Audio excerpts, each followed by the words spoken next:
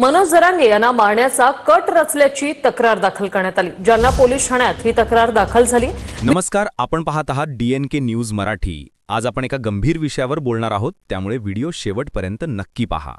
मराठा आंदोलनाचे नेते मनोज जरांगे यांनी माजी मंत्री धनंजय मुंडे यांच्यावर थेट आरोप केला आहे की धनंजय मुंडेंनी मला मारण्याची सुपारी दिली आहे। चला पाहूया नेमके प्रकरण काय आहे आणि या आरोपामुळे पुढे राजकारणात कोणते वादळ उठू शकते। ही घटना जालना जिल्ह्यातील वडीगोद्री परिसरातील आहे। मनोज जरांगे, जे मराठा आरक्षण आंदोलनाचे प्रमुख चेहरे आहेत, त्यांनी शुक्रवारी पत्रकार परिषद घेऊन एक सनसनाटी आरोप केला।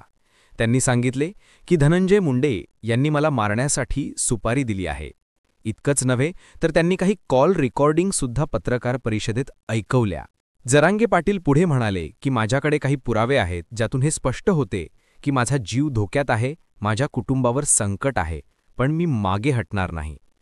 धनंजय मुंडे यांनी काही लोकांना माझ्या हालचालींची माहिती मिळवण्यासाठी नेमलं होतं आणि हे सर्व राजकीय होते। या प्रकरणात सत्य समोर आणण्यासाठी मनोज जरांगे यांनी मोठं आव्हान दिलं आहे।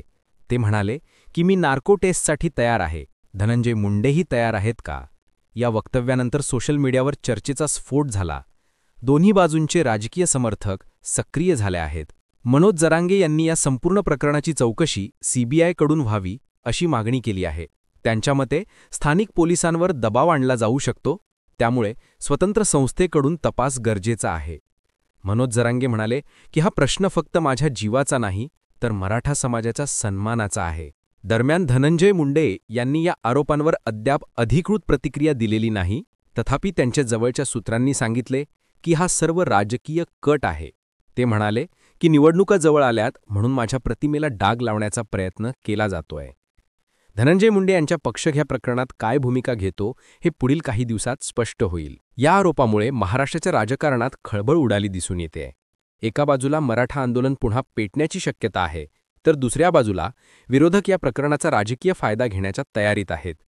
सामाजिक माध्यमांवर लोक दोन गटात विभागले गेले आहेत। काही जण जरांगे पाटील यांचा पाठिंबा देत आहेत, तर काहींना हा फक्त राजकीय स्टंट वाटतोय। आता या प्रकरणात तपास सुरू होणार आहे। जर CBI चौकशी झाली तर महाराष्ट्राच्या राजकारणात मोठा वादळ उठण्याची शक्यता आहे। दोन्ही नेत्यांवर लोकांचे लक्ष केंद्रित झाले आहे। आता पाहावं लागेल की या गंभीर आरोपांचा शेवट सत्यात होतो की राजकीय गोंधळात। धनंजय मुंडे विरुद्ध मनोज जरांगे हा संघर्ष फक्त दोन व्यक्तींमधला नाही, तर महाराष्ट्राच्या राजकारणातील एक नवं पान ठरू शकतं। यात तीळ मात्र शंका नाही। आपल्याला ही बातमी कशी वाटली खाली कमेंटमध्ये नक्की सांगा आणि व्हिडिओ आवडल्यास सबस्क्राईब नक्की करा।